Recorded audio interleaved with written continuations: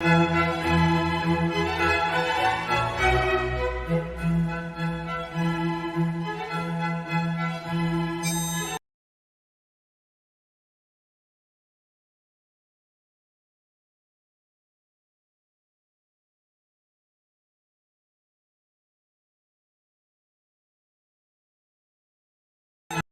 estamos otra vez con Unidad Hispanista, en este momento con la representante de Círculo Hispanista.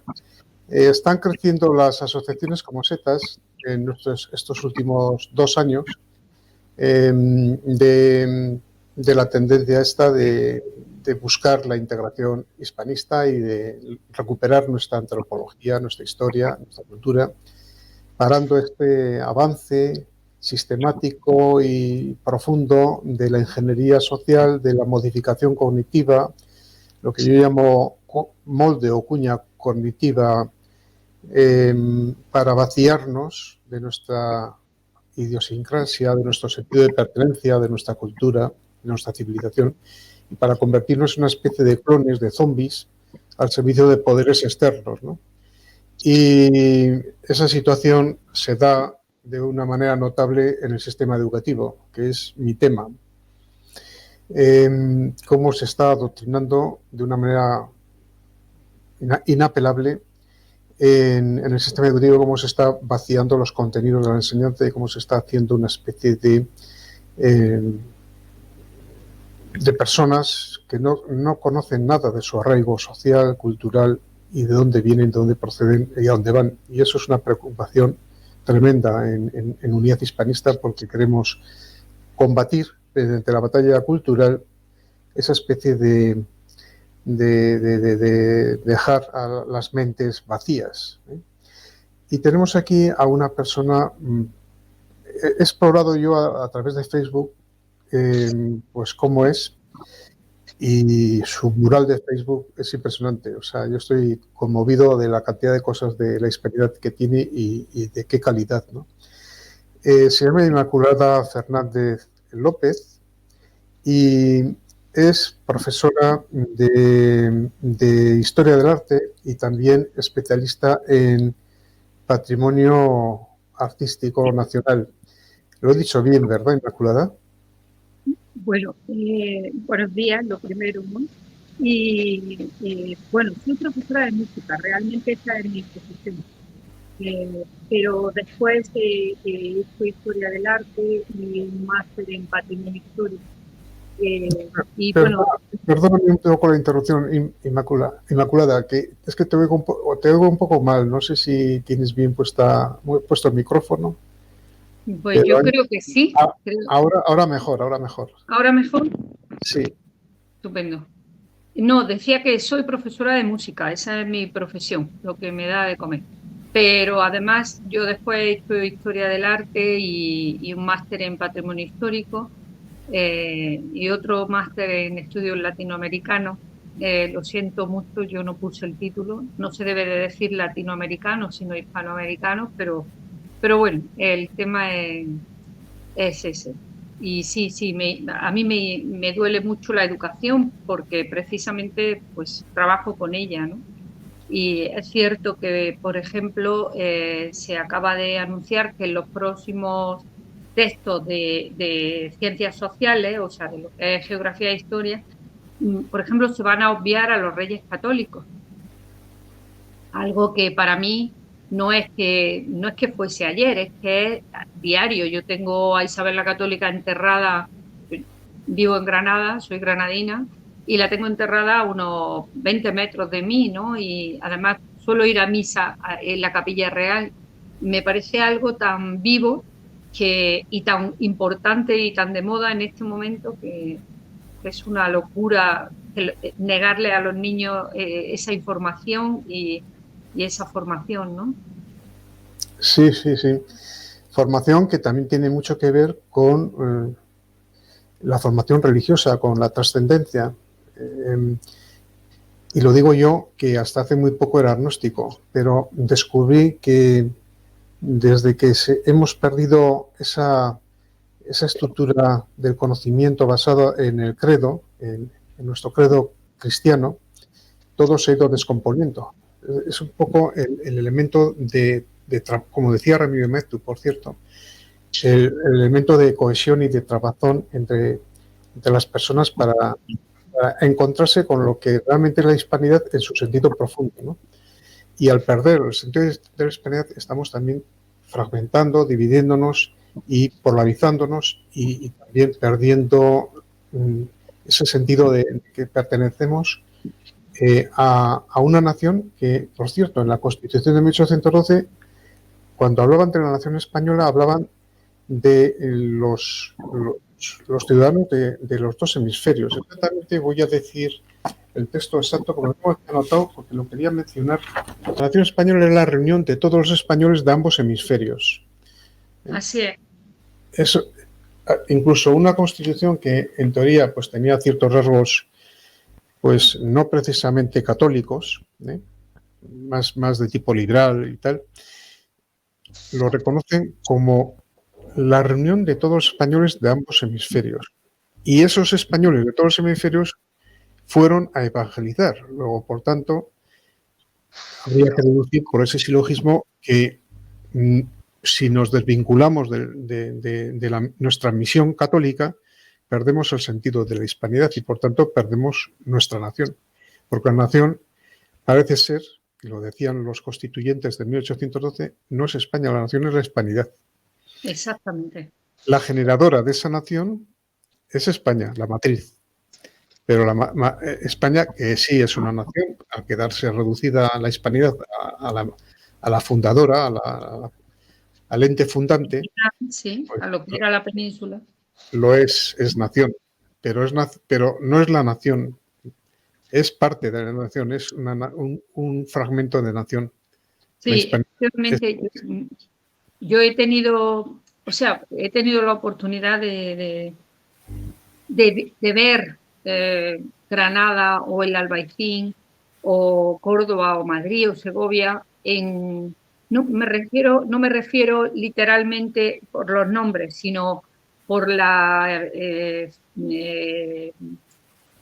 igualdad urbanística, por la semejanza de costumbres, de modos, de frases que creemos que son absolutamente de esta península. A mí, quiero decir, he tenido la oportunidad de verlas en América, ¿no? Porque he tenido esa suerte de poder viajar bastante a América, a mi América, ¿no? A nuestra América. Lo digo porque, bueno, nuestra América era toda, ¿no? Sabemos que hasta Alaska, pero yo no he ido a Estados Unidos, al actual Estados Unidos. Solo conozco de México para abajo, y que no es poco, ¿no?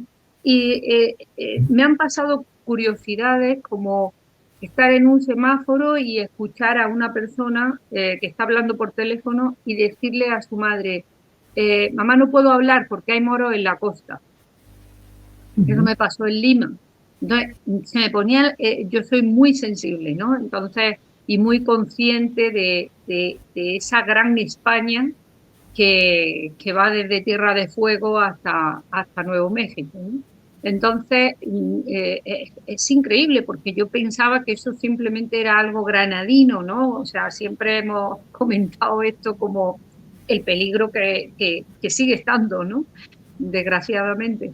Entonces, ellos a lo mejor no saben lo que quieren decir. Esa frase se ha transformado y es como tenemos peligro, o hay algo por lo que no puedo darte toda la información. Pero está en España en todo, en las expresiones, en las calles, en la ropa, en la cultura, que realmente uno no sabe lo que es España hasta que no ha ido a América, ¿no? Le achacan le atribuyen esta frase a García Lorca, no sé verdaderamente si es. Desde luego García Lorca estuvo en América, estuvo en Argentina, en Cuba y en Estados Unidos, y él decía que un español no conoce lo que es España hasta que no ha ido a América, ¿no? Y efectivamente, o sea, además la sensación de que si uno quiere ver la España peninsular de hace 50 años, se la encuentra allí. La de hace 100 años también se la encuentra allí. La de hace 200, en muchas cosas.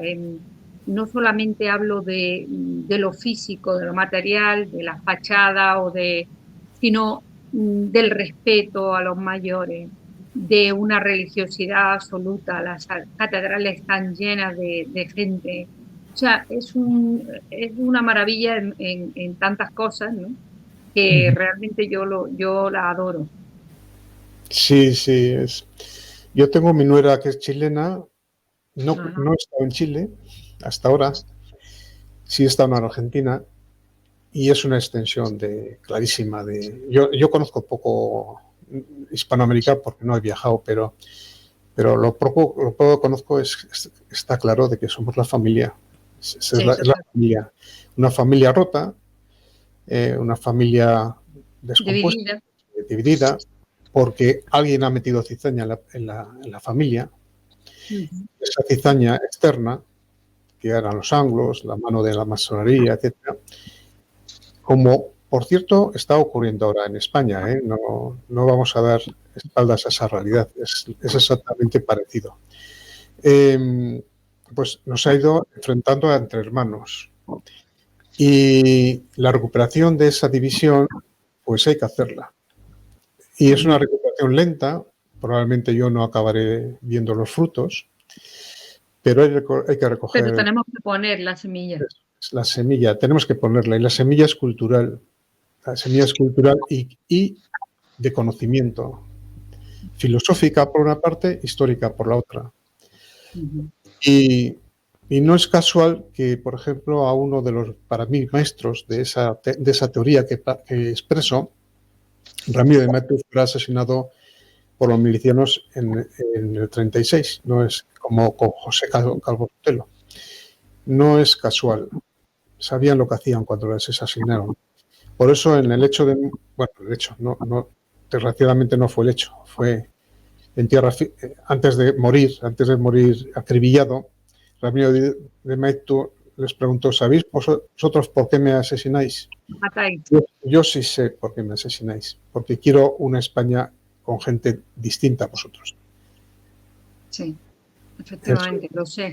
Ese mensaje es Tengo indeleble. una buena amistad con su nieta, con Almudena de Maeztu.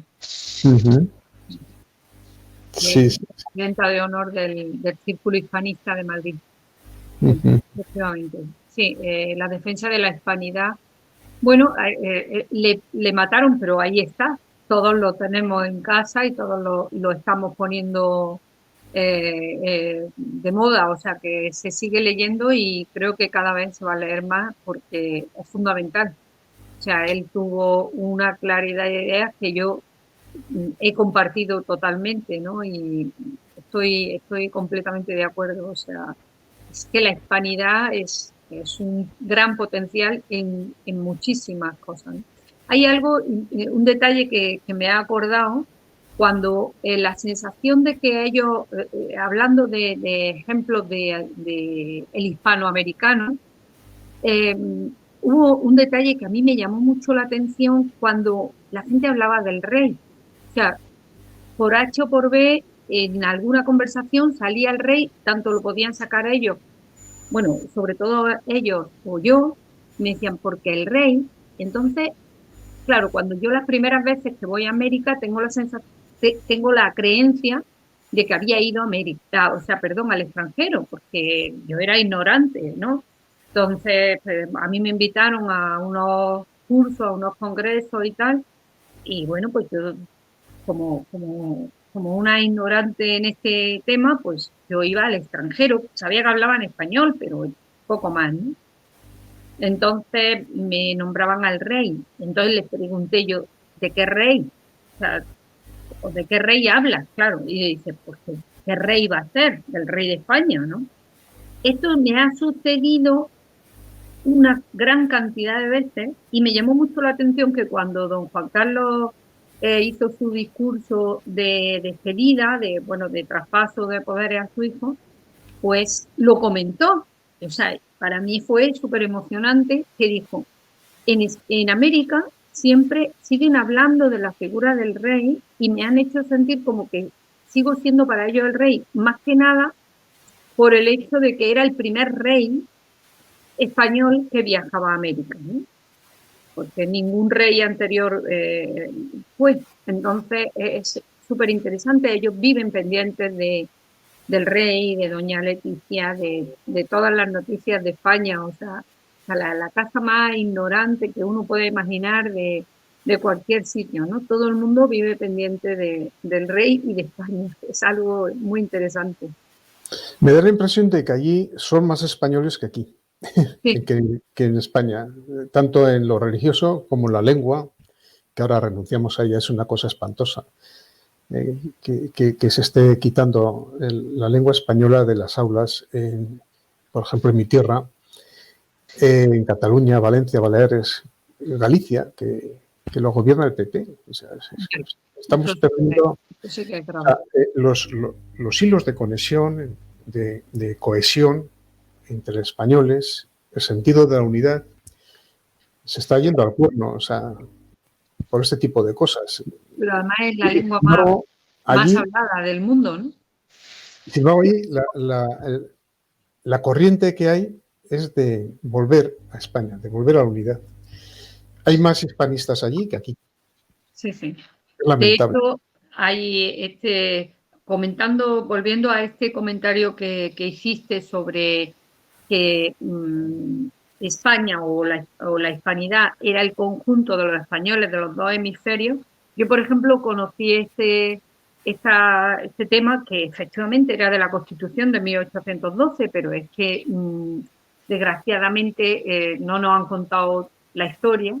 Pues yo le he conocido por Francisco Núñez del Arco, que hice una gran amistad con él y por eso pues hemos tenido este gran contacto de que venga y tal. En su libro de Quito fue España, pues también habla de esto y es fundamental porque te das cuenta que él es uno de esos avanzados, que yo considero que es un visionario maravilloso que se da cuenta de la importancia que tuvo la España, o sea, perdón, la América la América hispana cuando era absolutamente española, ¿no? Lo que pasa es que luego ha habido 2 siglos de supuesta independencia que han emborronado toda aquella época donde, por ejemplo, México, Distrito Federal, era mucho más rico que Madrid o Bogotá o Lima, ¿no? Yo cuando llegué a Lima dije, pero bueno, este París de Haussmann, que yo había estudiado en Historia del Arte como la gran urbe, bien organizada, bien planteada y tal. Ah, pero mira, es que los españoles la hicieron 3 siglos antes, ¿no? O sea, porque se supone que este París de Haussmann es del 19, creo, no recuerdo exactamente, y en el siglo XVI se hace Lima, ¿no? Que le da 20.000 vueltas a París, ¿no? O sea, es que es algo impresionante. Más luego la muestra de ello, me pidieron un artículo para un libro que saldrá pronto. Uno de los capítulos lo he escrito yo, sobre el tema de las universidades. Ese es vamos a decir así, el termómetro que mide la profunda acción cultural de España en el siglo XVI en América, que no se había hecho en ninguna otra parte, por cierto. 23 universidades. Es que eso es un valor incalculable que no lo valoramos. 23 universidades que dan réplica de la Universidad de Salamanca y de Alcalá de Henares a lo largo y ancho de todo el mapa americano. Primero la de Santo Domingo, o sea, la isla de la Española. Después. Y la de Lima, los de Lima también consideran que es la primera. Ahí tienen Hay esta una riña. hay una disputa porque resulta que el pirata Drake, o Drake, según se hable, pues asaltó la isla de la Española y dicen que robó la bula papal, Claro, lo que pasa es que la bula papal la tenían, pero no tenían el decreto real, o sea, la célula real que autorizara la universidad, con lo cual se le adelantó la de Lima. Y hay una disputa que sigue permanente, sigue ahí. Luego la de Sí, yo México. precisamente tengo muy buena relación con el catedrático, uno de los catedráticos, perdón, de literatura de esa Universidad de Lima. Y, y él siempre defiende que es la primera, la de Lima, ¿no? Sí, sí. Pero en fin, de todas maneras me parece algo para hacérnoslo mirar, ¿no? Yo siempre le he dicho, le he comentado a uno de mis hermanos, que es un fanático fanático, perdón, entre comillas, quiero decir, muy, muy fan de las películas del oeste norteamericano. Entonces, o sea, nosotros llevamos viendo más de 50, 70 años, digamos 80 años, películas de la conquista del oeste. O sea, qué gran gesta en pleno siglo XIX, finales del XIX, que fuesen desde el este hasta el oeste. Entonces, resulta que los españoles llegan y en cuestión de 5 o 6 años montan universidades en la costa del oeste. O sea, realmente es que es tal el desconocimiento de nuestras grandes gestas que realmente hay que ponerse a trabajar para que las nuevas generaciones las conozcan, ¿no? Es fundamental. Sí, sí, sí. Bueno, que conozcan estos hechos y que conozcan también, por ejemplo, yo voy a poner un ejemplo. En mi ciudad hay dos personajes que son paradigmáticos y que deberían estar con estatuas. Bueno, uno de ellos tiene estatua, el otro no. Y haciendo conmemoraciones y tal, que son Francisco de Vitoria y Ramiro Mettu. Bueno, pues a Ramiro Mettu le quitaron el nombre, bien es verdad que ahora lo han puesto a un centro de bachillerato a distancia, pero bueno, a hecho de distancia no va ahí nadie, claro, a esa distancia. Pero tenía un instituto de la ciudad, tenía el nombre de Ramiro Mettu, pues le quitaron. La calle todavía permanece, pero vamos, la calle permanece, no se atreven a quitarlo, pero si pudieran, seguro que lo quitaban. José Calvo Sotero, la ciudad, perdón, la calle en la que yo vivo ahora, que le cambiaron por Francia, calle Francia. José Calvo Sotero no era franquista, era el líder de la oposición y cosas de estas. Es decir, que era otro, por cierto, otro intelectual potente en Nación Española, junto con Ramiro Mettu y otros. Y, por cierto, a los dos, Ramiro Mettu y José Calvo Sotero, los asesinaron por algo sería. Y qué cosas más inteligentes, sabias, escribían ahí en esa revista, ¿no? Entonces, hay que recuperar, claro, partiendo de ahí, porque es que llegamos a la estupidez de renunciar a nuestros propios protagonistas históricos más fundamentales. Y sobre todo, perdóname que te interrumpa, el sectarismo, o sea, esta visión en que han convertido la historia de España, donde se hace 7.000 millones de homenajes, una cantidad de promoción, dinero invertido y tal, para hablar de Lorca, para pensar a Lorca, para hacer teatro, musicales. O sea, por ejemplo, nosotros, yo he estudiado literatura, me encanta la poesía de Lorca, ¿no? Y como buena granadina lo conozco bien. Pero lo que no podemos asimilar ya, ningún granadino, creo yo, de ningún bando, porque aquí ya no hay bando, hay que intentar defender la verdad y punto, es que todos los años el festival de música, no los festivales internacionales que traemos orquestas que vienen orquestas de cualquier país, o sea, bueno, la Filarmónica de Viena, la de Boston, etcétera, sino luego, a partir de que se termina el Festival Internacional, siempre ya llevamos como unos 10, 12 años en que se quiere aprovechar el Generalife, que tiene un teatro maravilloso al aire libre en pleno verano, y entonces se organiza un festival de manera que se repite todas las noches el mismo espectáculo, pero con la intención de que toda la provincia y gente de fuera, extranjeros y tal, lo puedan disfrutar, ¿no? Todos los años es temática de Lorca, todos los años.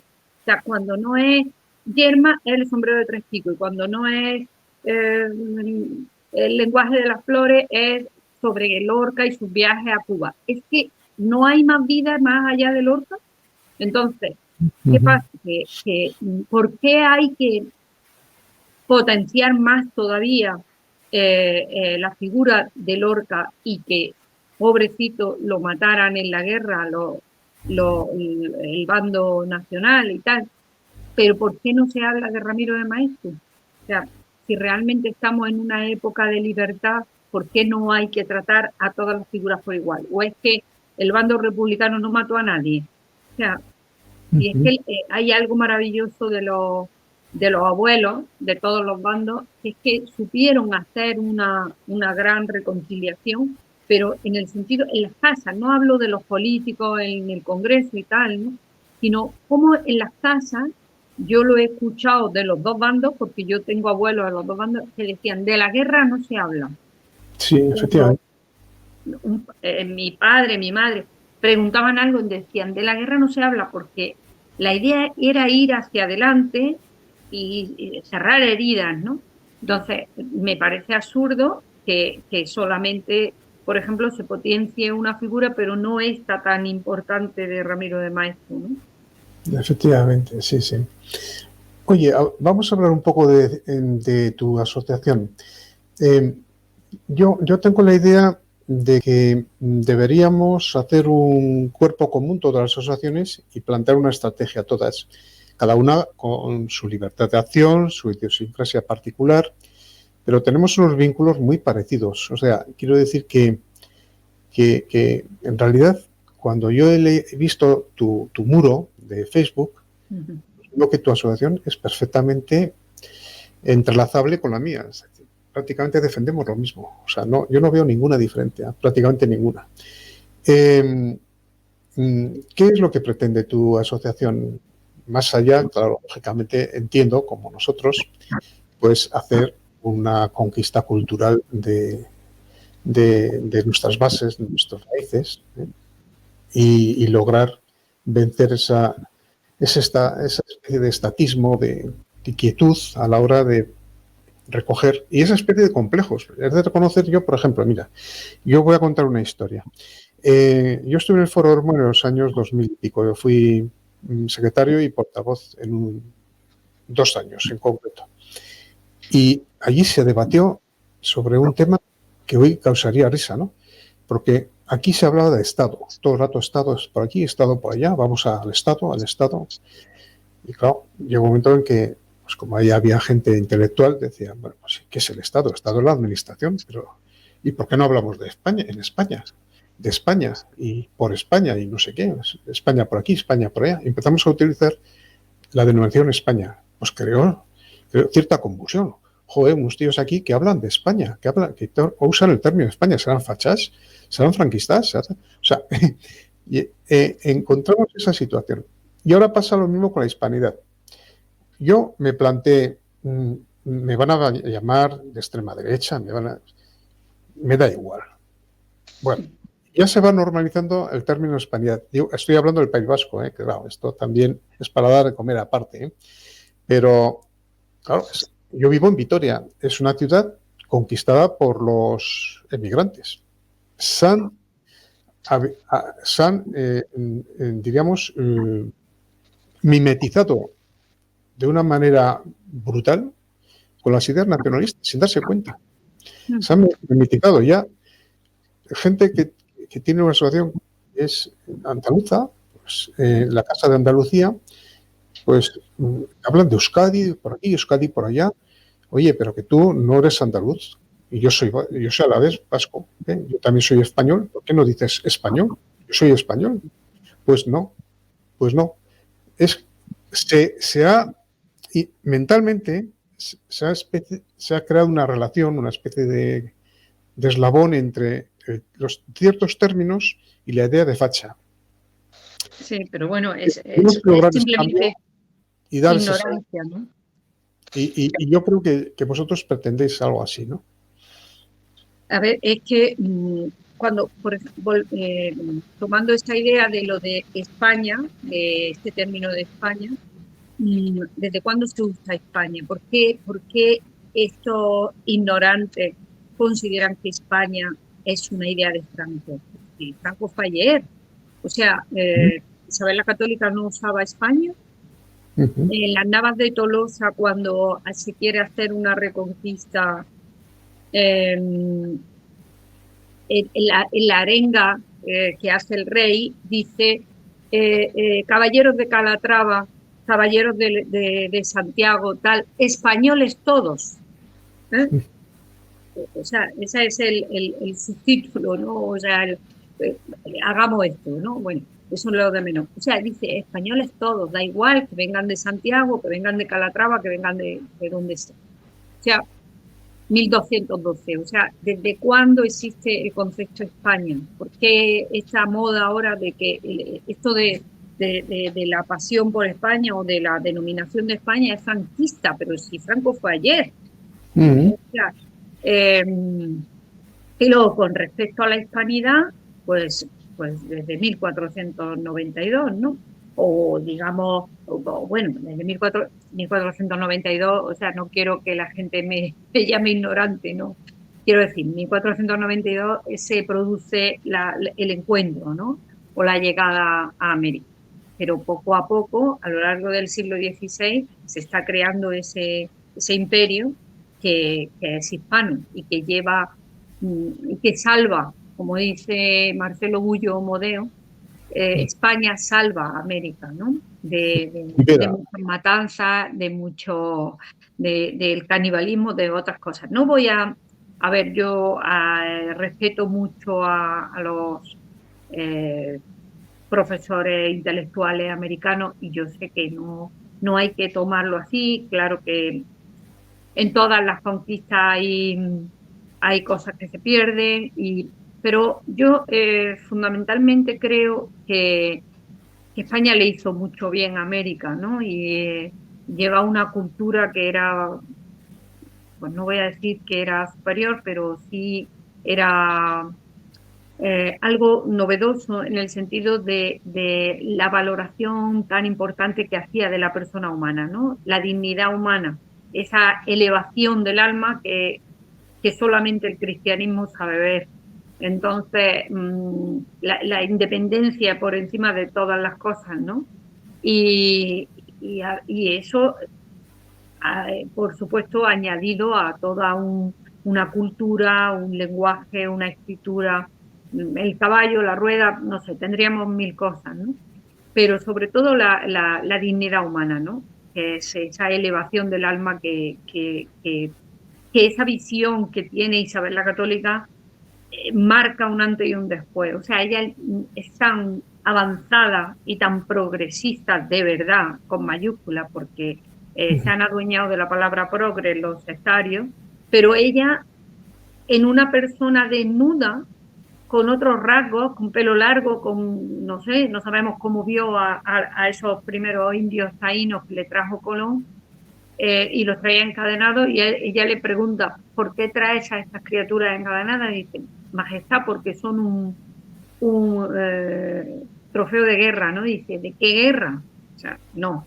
Entonces, esa visión que es luego en Carlos I de España y V de Alemania eh, se afianza con el de Valladolid, donde se enfrenta Vitoria y las casas, para saber hasta qué punto puede ser que se le esté haciendo algún daño a los indígenas o sea, o a los autóctonos, mmm, porque no sabe hasta qué punto no lo están tratando bien. O sea, claro, él no podía controlarlo desde España.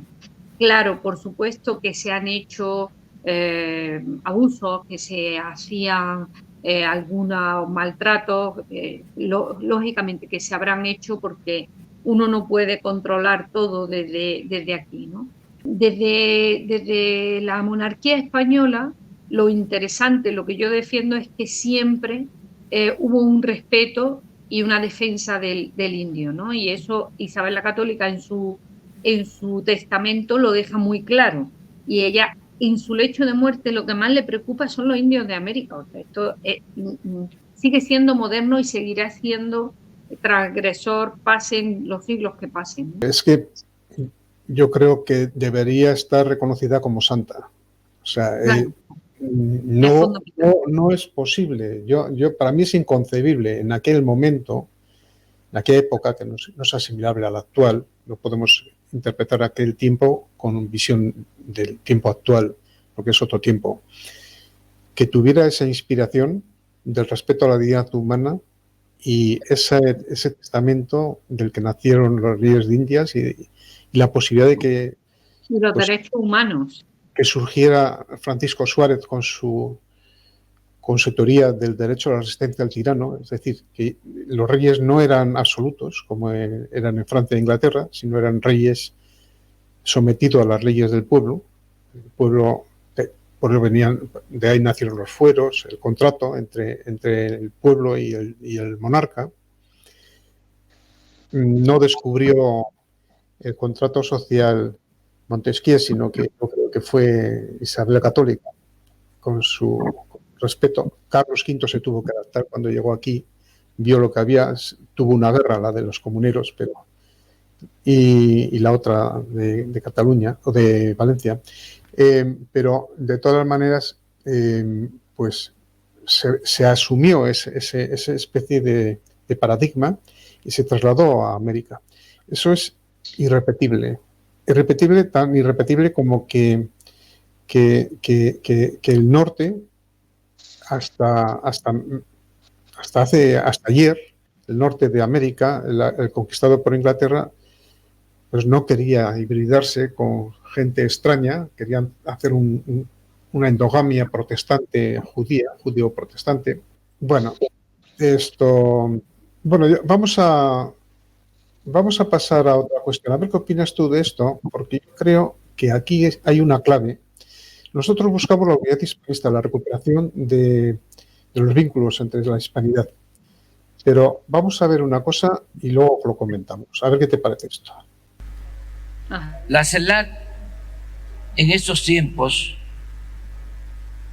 puede convertirse en el principal instrumento para consolidar las relaciones entre nuestros países de América Latina y el Caribe y alcanzar el ideal de una integración, es decir,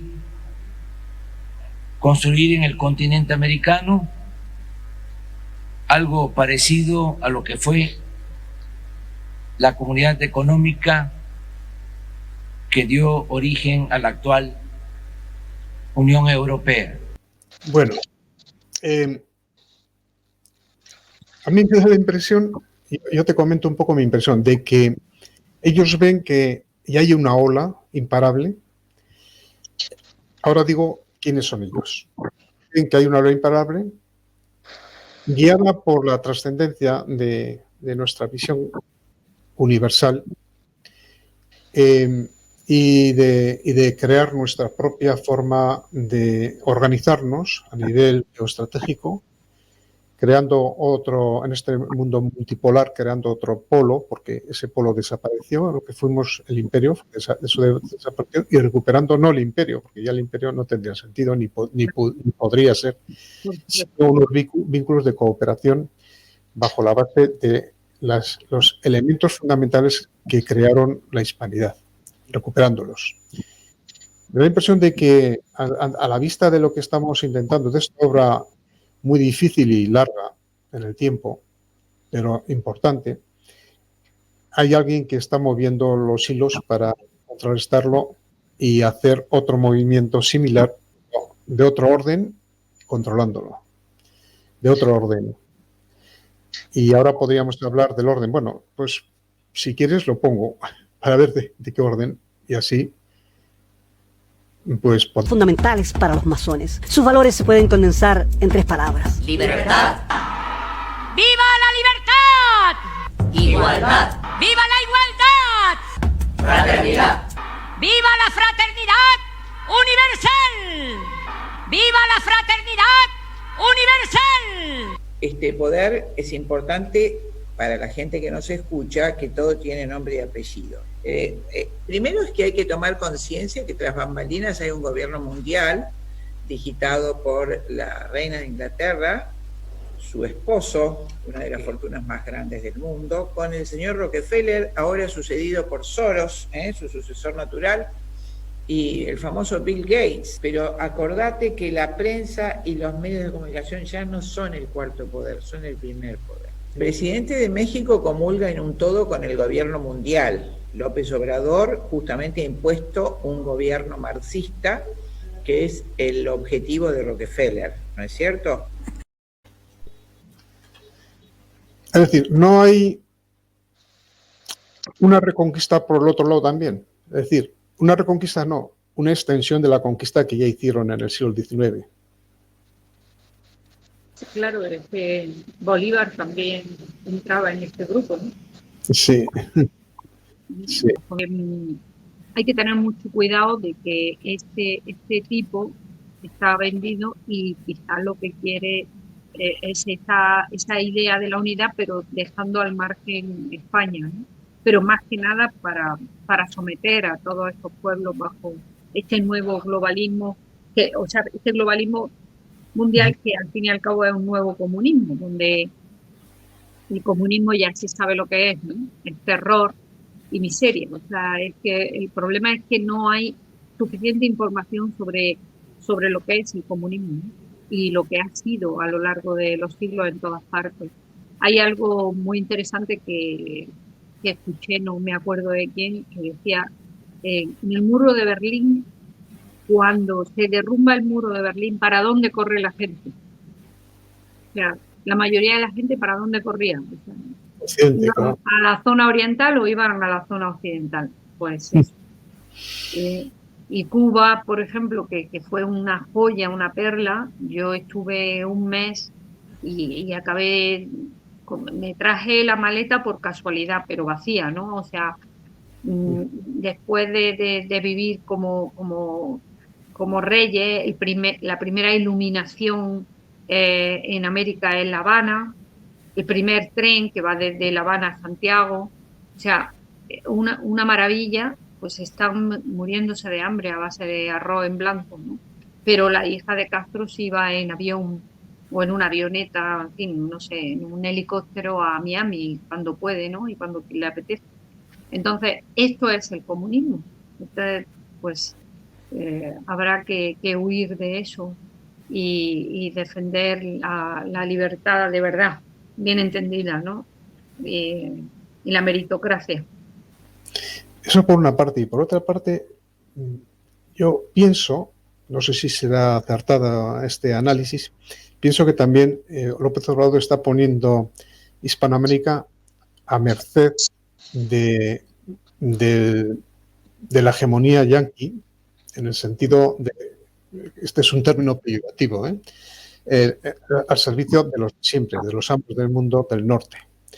Es decir, no crear un espacio no enemistado, no digo enemistado, pero sí emancipado de esa hegemonía de Norteamérica, sino al revés, poner a los pies del Señor la disposición de los feudos, ¿no? Los feudos del sur. Es otro concepto. Me da la impresión de que también habría algo de eso.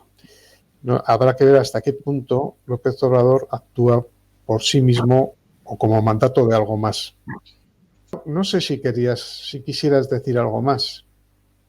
Bueno, con respecto a me acuerdo de que la pregunta que se quedó en el aire sobre la asociación... Sí, bueno, sí. Realmente, bueno, no tiene ningún objetivo, o sea, no hemos hecho unos objetivos que sean muy claros donde digamos esto no o esto sí. Simplemente es una defensa de la historia, lo más real posible. Siempre dicen que la historia depende de a quién se lea, pero bueno, los hechos históricos ahí están, ¿no? Entonces, fundamentalmente, intentar mantener algunas tradiciones que consideramos históricas, sobre todo por el tiempo, como la festividad del 2 de enero en Granada, la defensa de los Reyes Católicos, la defensa de Isabel la Católica, una promoción de la Granada cristiana, porque hay una súper promoción ya descomunal sobre la Granada musulmana, y fundamentalmente la Granada cristiana se planteó durante más de un siglo y medio ser la capital de España, porque ese fue el objetivo desde los Reyes Católicos hasta su nieto, Carlos V. De hecho, hizo su palacio aquí, estableció la universidad, el Palacio de Justicia, o sea, lo que es el archivo más importante de justicia desde Toledo para abajo, en fin, la Capitanía General. Entonces hay que ser conscientes de que Granada quiso ser un nuevo Jerusalén hubo un plan para hacer un nuevo Jerusalén con una catedral con girola para la deambulación, porque se esperaba muchísimos cristianos, se hace una gran cantidad de iglesias, de conventos, de monasterios. Entonces, uno de mis objetivos es darle mucha visibilidad a la Granada cristiana, que es muy, muy grande. El primer templo a la Inmaculada Concepción está en Granada, que es donde está enterrado el gran capitán y su esposa, que es San Jerónimo. Es el primer templo del mundo a la Inmaculada Concepción, ¿no? Mucho antes de ser dogma de la Iglesia. Y la importancia de San Juan de Dios. Curiosamente, esta mañana escuchaba yo a Jiménez Los Santos, hablaba de San Juan de Dios, que el día 8 de marzo es el día de San Juan de Dios, y toda la gran labor y su vida fue en Granada, ¿no? Aunque él era portugués, pero claro, aquí estaba la universidad más cercana y más importante en el sur y tal, y él llegó aquí. Entonces, Jiménez Los Santos decía hoy que era en Málaga el primer hospital privado y para defensa del pobre y tal, ¿no? Digo, no es Málaga, es Granada. Y bueno, creo que hay que potenciar todas estas figuras, como San Juan de Ávila, que también estuvo en Granada, San Juan de la Cruz, o sea, y bueno, y más allá de Granada, esto por donde estoy situada, pues sobre todo es la defensa de la hispanidad por encima de todo,